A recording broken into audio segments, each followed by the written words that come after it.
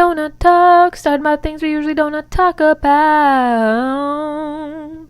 With Joe Sebastian. Okay, waiting for my sister to log in, but hi guys, my name is Joe Sebastian. This is the first episode of Donut Talks. We're going to be talking about things that we usually do not talk about, most likely regarding body image, disordered eating patterns, and the beauty standards that society has put on us. It's been a lot of pressure. So I hope you guys are excited. Yeah, let's get to it. Hey guys, I'm so excited. We're going to talk about Bai, and then we're going to talk about me and... Oh, there she is. Hi, Bai! Hi, Whitney. Where are you? I'm really far away in this like beautiful blue yellow fantasy land. If you guys don't know, Bai is my sister, so we're sisters and we live in the same place, but we're doing this live from separate rooms just because. I'm also gonna have this, by the way, on my YouTube channel, so if you guys want to rewatch and all those things. Yeah, okay, let's get down to it. The reason why I wanted to start this whole thing was because there was a lot of things that I realized about disordered eating habits that have been normalized and things that are not talked about. So I wanted to bring on my sister because if you guys don't know, she's also struggled a bit with her relationship with food. And it's been a struggle that we're both in the same household. We didn't really know about that we were both struggling. So I'll let Bai tell us a little bit about her relationship with food and her body. Take it away, Bai. So like I growing up like in high school, I thought it was normal to just like hate yourself and hate your body and just always be like, oh my god, I wish I was thinner, I wish I was like this. And like ever since high school I would feel guilty about eating too much, you know, because your friends are also like, oh my gosh, like my friends and I called ourselves like the fats, like. Oh yeah, I remember that. Like we were yeah.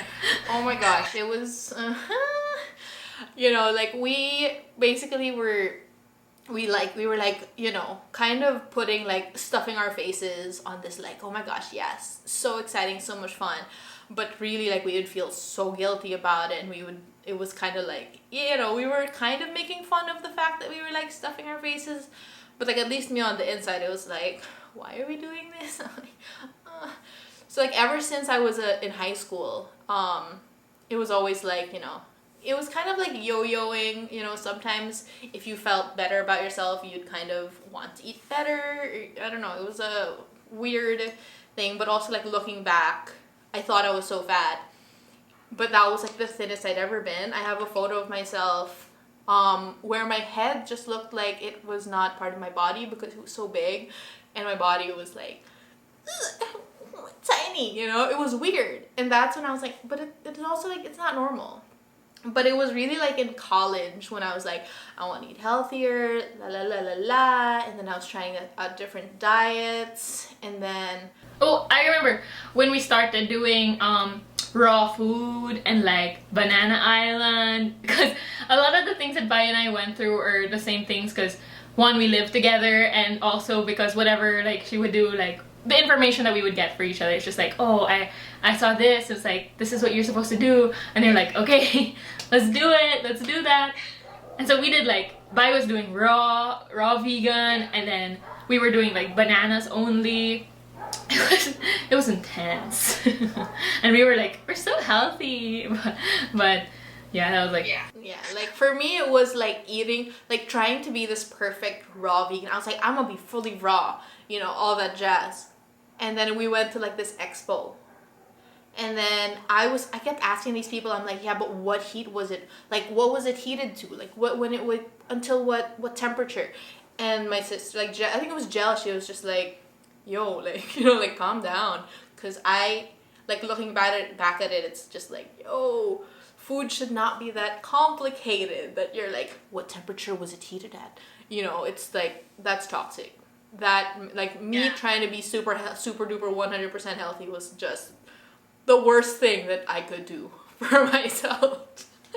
I remember those a lot. Like everybody would be eating like, you know, food, like cooked food, and then Bai would just have this like bowl of mangoes or like whatever fruit, and sometimes that can also feel like disconnecting from your family as well, because you're not able to experience the same thing. Did you feel that sometimes around us, like when you were eating something different?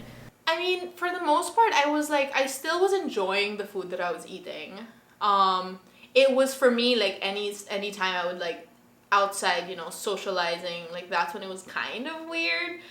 But I was very like, yes, this is the best thing that I can do. So I was very like, if anyone said anything, I was just like, Ah, yeah. Yeah, I was also like that, where like people were trying to tell me like what I was doing was wrong, and I'm like, whatever. Like, I don't care. I was like, I'm losing weight, whatever. Like this is what I'm supposed to do. And it's rough. So when did you realize that like maybe what I'm doing isn't helpful for me? I mean, it took a while. I think it was really like once I realized that I was trying to make up for what I wasn't having, is when it kind of started to, and once I noticed myself, secretly eating food that I wouldn't eat around anyone else. Like I would feel guilty and I would want to like hide eating it. That's when I noticed, I was like, something's wrong. But it took me a little while after that, because all I really wanted was a diet where I could eat everything I could possibly eat and never gain weight. I think everyone looks for that like magical diet where you can eat, And I tried it and I was like, no, because people were saying you just have to wait it out. You just have to keep going. No, it shouldn't take that long, and you shouldn't have to stuff yourself to feel satisfied. And so, yeah, it was when I noticed that I was trying to hide eating certain foods. Yeah, for sure, the hiding. Like it a lot of it was hiding your food, but the thing is I don't remember you like either binging or maybe like eating a lot. Like I know you ate like huge salads and stuff, but I don't remember you eating a lot. So like what did you do? Like what were you doing? How? I mean, it's all like when you have, like if you were going to binge, right? It's always like you don't want anyone to know. It would always be like when everyone was in their rooms, I would go downstairs. Skyflakes was like my food of choice. It was like my drug of choice, you know what I mean? Cause that was my thing, Like it was Skyflakes. And sometimes also I would eat like the instant noodles, because I had what do you call this? I had like told myself that this is super bad for me. I was like, these instant noodles are like, to me, in my mind, I was already like, this is poison, like this is bad, this is toxic. And that's what I wanted, because like, that stuff is so good, okay? So it was a vegan, it was still like, I was still vegan, but it was like, I would have the noodles, and I had a strategy. I would just heat up the water, put the noodles and the seasoning in a bowl, and then put the hot water, cover it so that smell doesn't seep and nobody else knows. Nobody knows that I had cooked it. Yeah. And then I would bring it up to a room and then sometimes I'm like thinking, I'm like, oh my god, can they still smell like the lingering smell of the noodles? But yeah, it was just like this, and I would eat so much, and I would still like be hungry, and I'm like, I want to eat more. It's just because I was a bottomless pit, you know what I mean? Yeah, that's a funny thing. It's like we both struggled. I guess it's not funny, but we both struggled with binge eating, right? But we never. The thing is with like binge eating, you never really binge with someone else, right? Like it's just hard to do that because you're like holding back. You have restraints because it just doesn't feel good, right? It just doesn't feel like something you want to do, like binge it out with somebody. And yeah, I guess we never did that. And I feel like we've actually like had binge episodes where we were doing it together but not together. What was like the food that you binged on a lot, like the most at home? It was really like, I think it was really Skyflakes. I don't know, I could go through like a whole pack, like the whole thing. Just, And just any food. If it was available, I'm going to eat that. I once had, I think, like four huge bowls of cereal. I was just like, but that was just part of it. You know. I had a whole chocolate bar. Now I can't have that much chocolate bar. Like I get, it's too sweet. Were there times where you binged and then like somebody came in the room and then like what would you do? Oh, I would just, I would either, if it was a food that I could hide, I would hide it. But if not, I would just like try to act normal. Act as if it was the first pack that I was eating. Act as if it was the first, like, oh, I'm just snacking. But I wasn't. You know, there were times where I was like binging downstairs because we have a counter downstairs, and then like I would sit there and I would binge, and then like watching a show, and then Bai would come down and she'd try to talk to me. And like, Bai, not right now. I'm really not feeling good right now. But then Bai is just like gonna talk with me, and like I'm trying to eat my feelings right now, and it's a struggle because you want to tell the other person, like you want to be like, but help me, but then you also can't do that because it's just not in you to do that at that moment. And I think one of the biggest things we really want to talk about right now is living with somebody else who has disordered eating patterns, who is struggling with an eating disorder, because we kind of knew that we were both struggling, but we didn't ever talk about it or ever try to like address it. Right? I remember though there was one conversation we had when I was in ballet, and then I was like, I think I need to stop dancing, and then you were like, yeah, I think you need to stop dancing so you can work on that. And I was like, that was it. Like that was it. Yeah, because we kind of just knew that it was like a very toxic environment, and it was like we were just like, this is like not good for you. Like it's not gonna be good for you like long term. We were just like, if we have to keep living with you and you are just always gonna be, because you were barely eating and you would always be very, cranky because you're very underfed. So it was like, I was like, oh my god, I cannot live with this person for a long time. And it was fine when you were in high school because most of the week you weren't home. So we wouldn't have to deal with that during the week, but during the weekends, it was like, oh, Joe.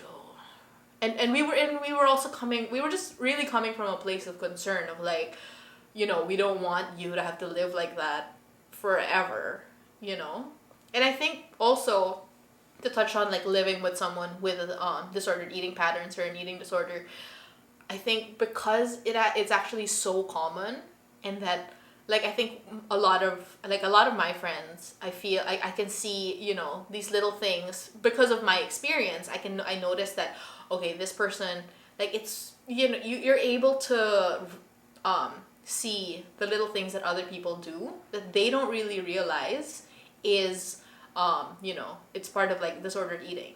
I mean, it's so common that it was just like, oh no, like everyone is supposed to be afraid of rice, right? Everyone's supposed to be afraid of gaining weight.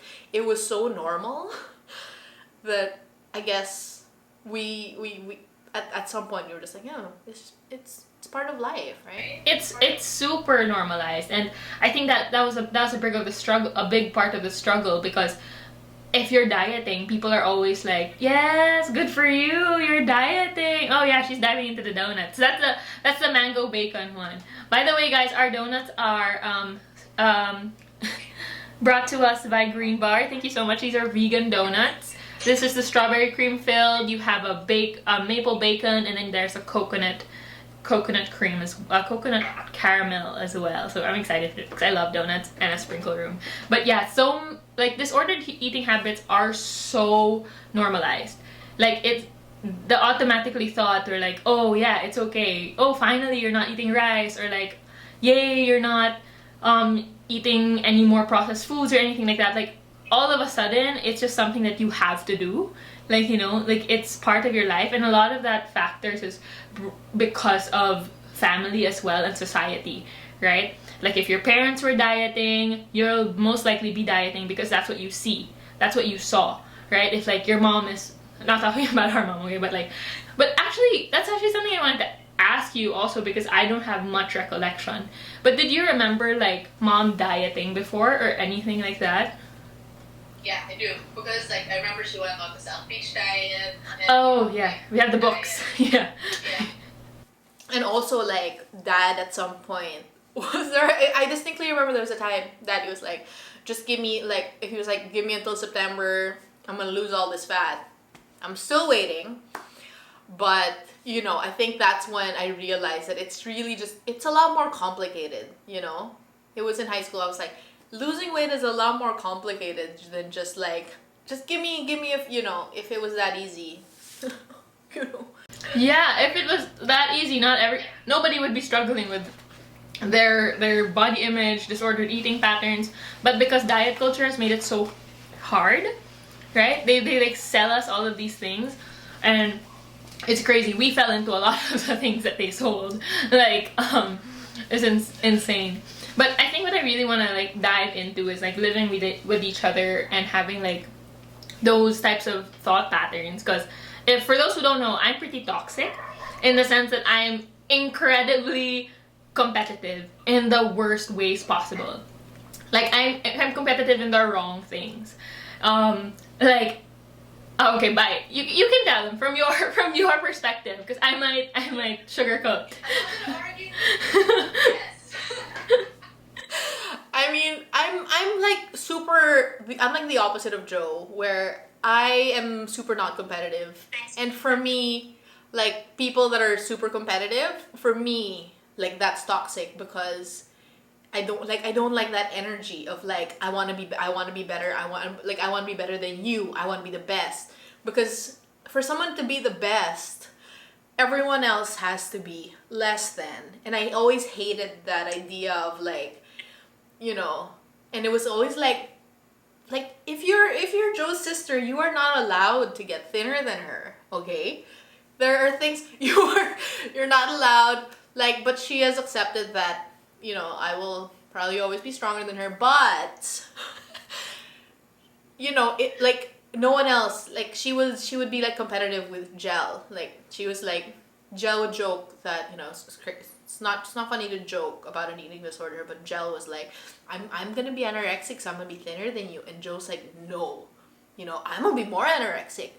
So that's where she was like, you know, she's just like, and so I was always afraid, also a little bit afraid to ever like lose weight, you know, like I try not to be like in the same lane as her because, again, she's very competitive. She wants to be the best, and to be the best, you gotta Yeah.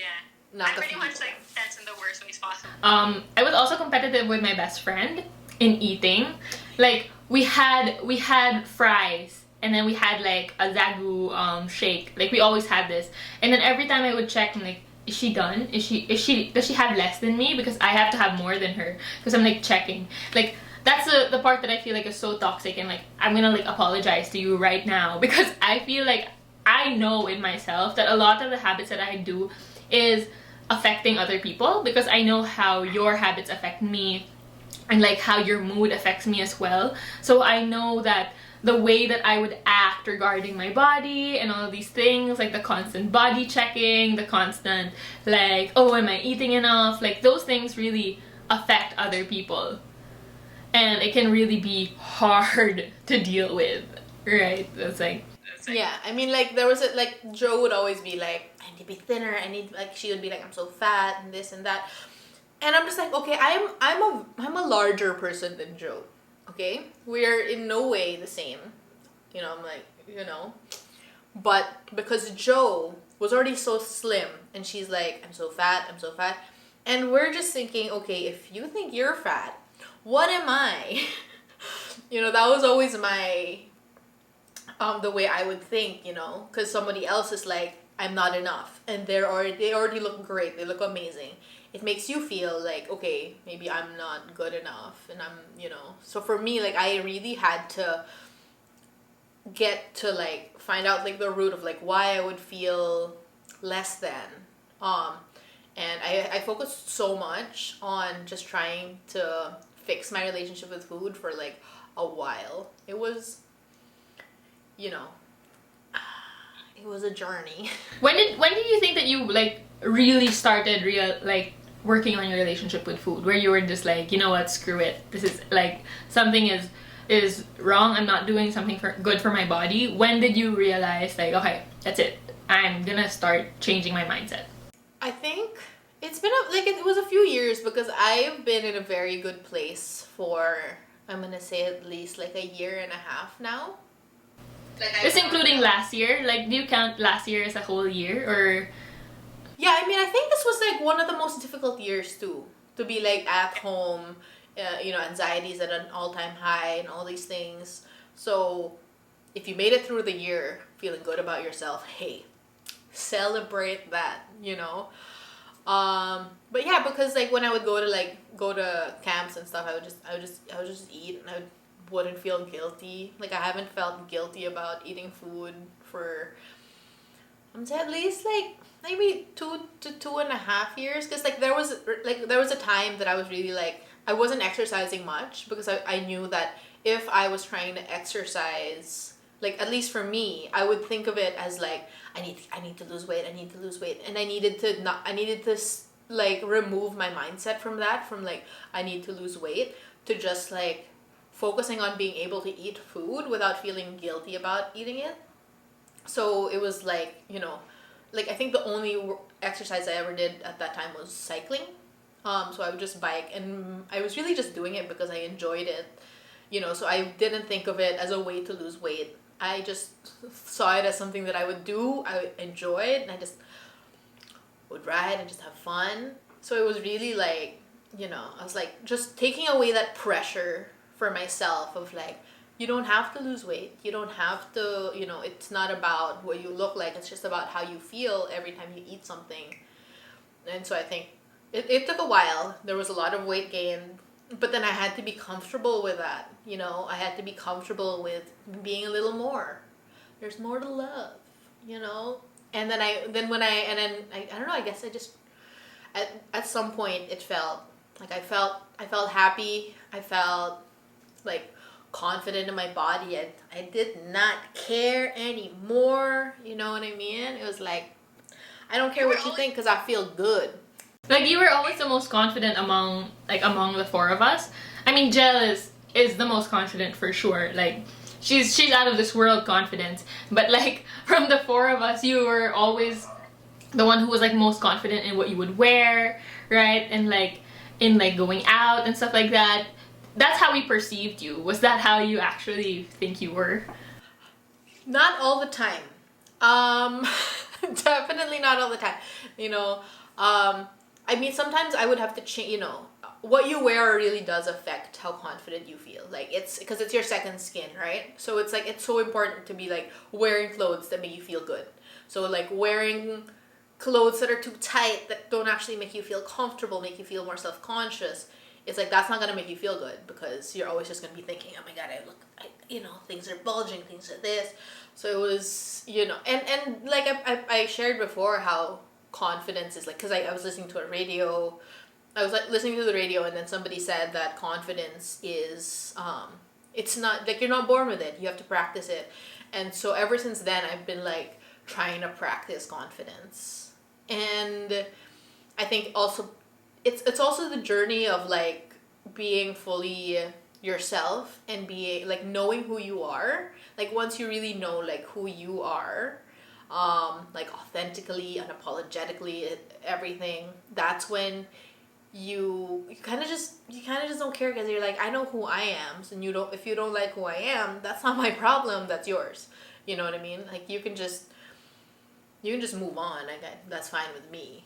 And it was just like, Yeah, and that's the thing, like, we all have like a real struggle learning, because we all want to have that sense of belonging, and I think it's really hard to feel like you belong somewhere when you're trying to be yourself, because everybody, like everybody says, like, you want to fit everyone, we want everyone to fit in boxes, and when you feel like you don't fit in a specific box, you kind of conform yourself to fit in that box, which is the same that also happens with like the clothes we wear. It's like, one of the things, like, I think one of the most normalized things is that you keep clothes that you don't fit into, waiting for the time that you'll finally fit into it, right? Like that is the most normalized thing. Like I've had skirts and so many clothes that I've kept, and I'll be like, it's okay, I'll be able to wear it when I lose all the weight. And then like it was just like finally I was like, you know what, I'm never gonna go back to that weight, and I'm gonna have to accept that. The fun part is you get to buy more clothes, but the hard part is accepting. Will you let me buy more clothes? Bye. The other part is that you have to accept that, and like you have to accept that a big part of being yourself is also letting go of things that were you in the past, of experiences that you've had, and knowing that you don't always have to cling on to those things, right? That goes with the clothes that you wear, and the body that you had when you were younger, and the things that you're going to try in the future, which is, it's hard, but clinging on to that holds us back a lot, which is something that we have to try to like unlearn and stuff. So something that I like wanted to also talk about is like somebody else in the family also kind of struggles with you know, with disordered eating habits, right? And then like how does that affect you sometimes when you see that somebody's falling back into that, and like do you get triggered? And I don't feel triggered in a way that I want. Like I'm like, oh my gosh, this person is doing this, so I feel like maybe I should. And like I'm not in that space anymore where, you know, if somebody feels less than, I should feel less than. But the thing is, if someone is struggling with disordered eating or an eating disorder, there's nothing really like we can do about it, right? It's that you have to find it in yourself to want to be better and to heal yourself, because if not, it's just, you know, anytime you tell someone what to do, they're not going to want to do it. They're just going to be like, you know what, mind your own business, and I'll live my life however I want to live my life. So it's just like you want them to realize, but also, you know, it's hard, you can't teach an old dog new tricks kind of thing. It's true. Because I'm somebody who's super duper easily triggered. Like, I am very much somebody who needs trigger warnings in life, like very much, because I easily get triggered. And even with like messages and like people just asking me what my weight is or telling me their weight, I get so easily triggered because I'm like, oh my god, because I'm toxically competitive and I've accepted that and I know that. And so when somebody's like, yeah, I currently weigh like this now, and I'm just like, okay, what about me? What about me?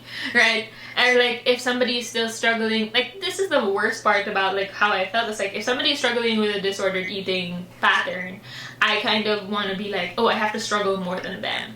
Right? That's the kind of toxic competitive things that I have, which is so bad. But I feel that a lot.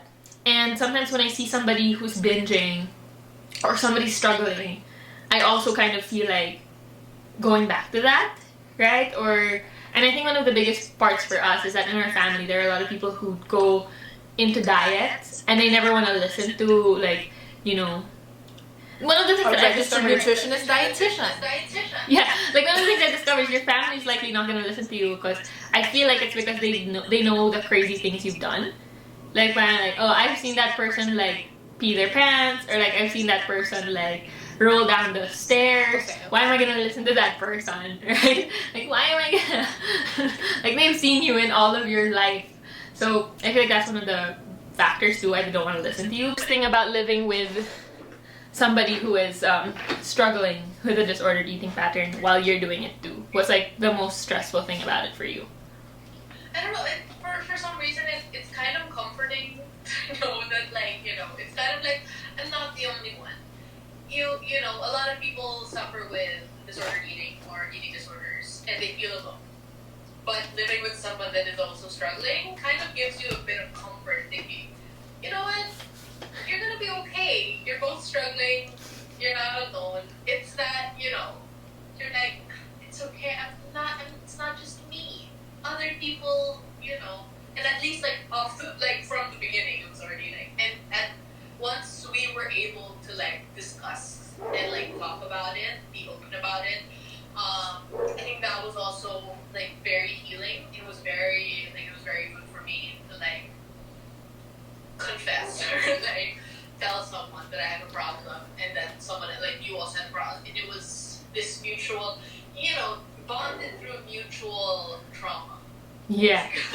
But because like you said a while ago, you probably are around somebody who has a disordered eating, like an eating disorder, and you don't know it, right? So it was like the moment we started talking to each other that we were like, oh, okay, this is not normal, like, or it is normal, but it shouldn't be normal, that kind of thing. Because we talked about how like I'm struggling with disordered eating, and like I don't really know how to focus on ballet anymore, basically, like that. And then we were like, you know what, we'll just stop. You should stop dancing first and like work on that.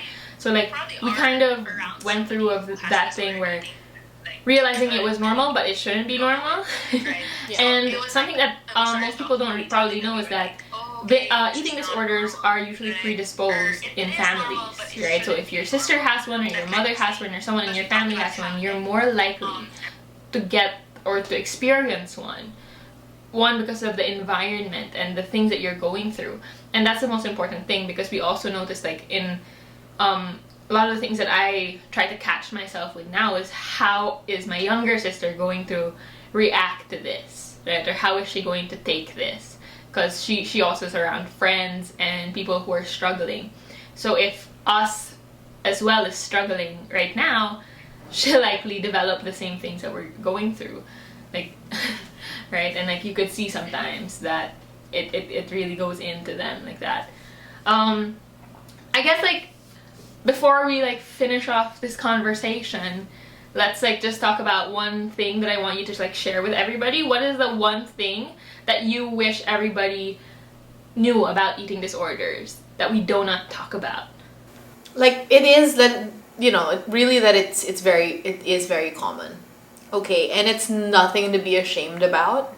It's nothing to you shouldn't feel like you have to hide it, because actually being more vocal about it is going to help you.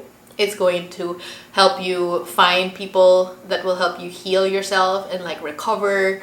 So that's like it's very important. And if you are like, if it's a severe case, like you should for sure see a professional, because I think in the Philippines it's very taboo to talk about eating disorders or any like mental health struggles, right?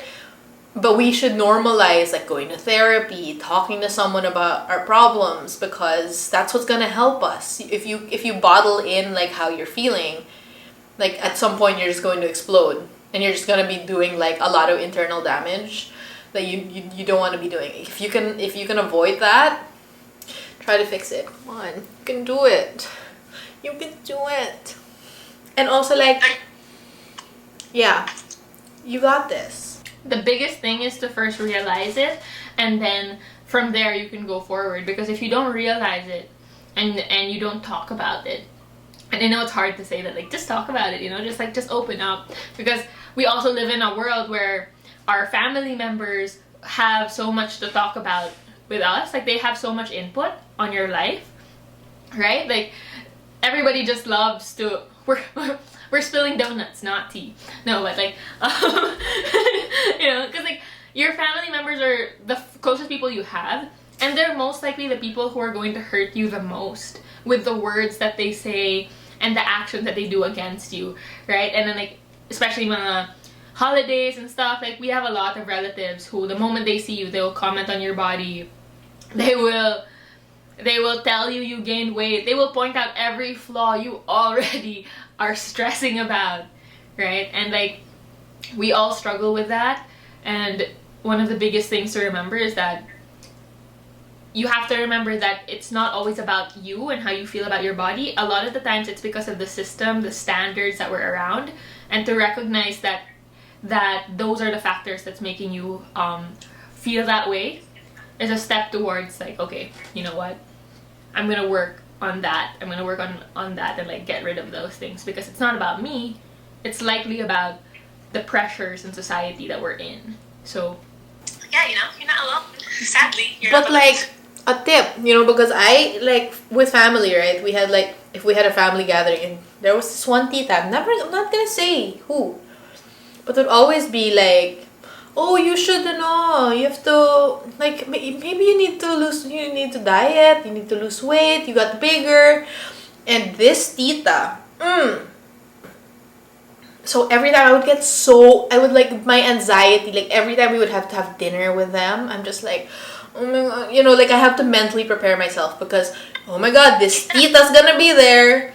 And I'm just like, every time I see it, you know, I clench my fists because I'm just like, oh, why are you like this? Because they will not say a single nice thing, right? Because they're gonna focus on the fact, like, that your body is not perfection. It's not like this, you know, it doesn't look like you know, a model. Huh? Tell me this, tita. I'll tell you later, honey. I'll spill the tea later. But I'm just like, someone messaged me on Instagram before and was like, you know, they also struggle. They also have a tita. I think everyone has a tita that, you know, shames them. But like, they probably are going through something as well, and they are projecting how they feel. But like, nonetheless, like and I told her, you should start like having these conversations with them, you know, like if you can, because like I'm a very non-confrontational person, so I've had the conversation with the tita in my head. She does not know we've had the conversation yet, but in my head I've confronted her. It's felt good. But if I were to see this tita again after this, you know, whole situation, and if she does make any comments, like I think I'm prepared and I'm ready to like, can we talk about this, because I don't think it's very nice. Like, how would you feel if every time you see, like, they're supposed to be your family member, they're supposed to love you or whatever, but the one thing they focus on is the fact that you gained a little weight. And you know, it's just sad. It's annoying that it's so normal. Everyone has a tita that is going to make them feel bad about themselves. And I'm just like, I don't want to have to go to a dinner where I'm just going to be made to feel bad about myself. Like, so if I can avoid seeing this tita, I would. I made excuses before. I was like, I'm not feeling well. I can't go to dinner. But I just didn't want to see this person. You know what I mean? So I was doing it for myself. I was like, for my mental health, I'm not going to go to this dinner because I can't see this tita. I avoid people that make me feel bad about myself, because I can't change other people, but I can change who I'm around. And if I can just not be around their negative, you know, toxic energy, I'm just bye. Exactly. Bye. Like, the thing about these like comments about people's bodies is, yeah, they're projections of ourselves, and yes, it's a cycle. Like, it's probably not. It was like probably because that's how she was treated by her titas, and like now she's projecting that on us, and like it's a cycle. And so the one thing that we can do right now is to break that cycle. Like, if you can stop making comments about other people's bodies at all, okay? Whether this be a good comment, because you don't know what they're going through, right? Like, when I lost weight, everyone was always like, oh my god, you're my fitspo, you're so fit, you're so sexy, ganon. But they didn't know I wasn't eating. Like, they didn't know that I was spending too many hours at the gym, almost like killing myself, like, you know. So just don't make a comment on other people's bodies, and instead comment on something that you love about them or something like that. Like, to finish this off, let's make a comment about each other. Bai, I love your headband and your accessories. You are glowing. Thank you. I'd like to thank my sponsor, The Sun, Oh, yeah. for the tan, all natural, honey. Work. Okay, do me. Wait, what are we doing? We're just thinking. What are we commenting? Anything. What you like? What I like. Joe, I really like that you help so many people. I think that it's so it's so nice to see how far you've come, you know, and and you're out there, you're helping people heal themselves, fix their relationship with food. Honey, that should be celebrated. You know, you're helping people. You are being the person that you wish you had. Am I right? Yeah. Am I right? Right. Yes. Thank you. Bye. I'll do yours again para better. Erase. Redo. Take 2. Bye. I really like that you feed the family. You always make us food. And that you're so willing to share your knowledge to everybody because you're like a Bai of all trades. You are a Bai of all trades. And so really, really thankful that you're willing to share those things. Like, guys, she's sharing a lot of her recipes, so buy her ebook. Okay, that's Breakfast Person. It's on her bio. I think it's on your bio, right? Yes, and so, like, guys, buy that ebook now. Okay, so thank you guys so much for listening and watching. Again, thank you to Greenbar. Let's rate these donuts. So, how about the strawberry cream? What did you think? Did you try it? I have to try. Let me try it again. Let me try it again. Okay. How would you rate that? A bit too buttery for me. But I would give that like a solid 8. It's an 8 out of 10. Okay. 8 out of 10. Yeah, I think I would give it an 8 out of 10. It's like a really soft, like their donuts are so soft and so light. You would eat them all. But like this bacon one is my favorite. I mean, come on. Yeah, so good.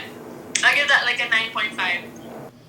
Coconut one, I'm not a fan of coconut at all, so 6.5. You know the bacon's made of coconut, right? Yeah, but it doesn't taste like I coconut. know. It doesn't taste like coconut. I don't like coconut. Alright. So thank you guys so much for coming over and staying this long to talk about things that we do not usually talk about in Donut Talks. Don't forget to follow my sister. Don't forget to buy her ebook. And don't forget to buy some donuts. And also, don't be afraid to talk about things. Okay? Oh, sorry. Let me rephrase that. Do not be afraid to talk about things. Also, another thing you do not have to be afraid of is rice. Honey, stop hating on rice. Okay? Stop it. Rice never did anything bad to you. Okay? It's eating too much of everything. Rice is life. Thank you very much. Thank you for coming to my TED Talk. Thank you, bye. Thanks, guys. I'll put this up on YouTube, and this will also be on my IGTV, so if you guys want to rewatch or want to share it with other people, go for it. Okay, thank you. Bye. Bye. Joe. Bye. Joe. How do I exit? I just exit. I'm ending it.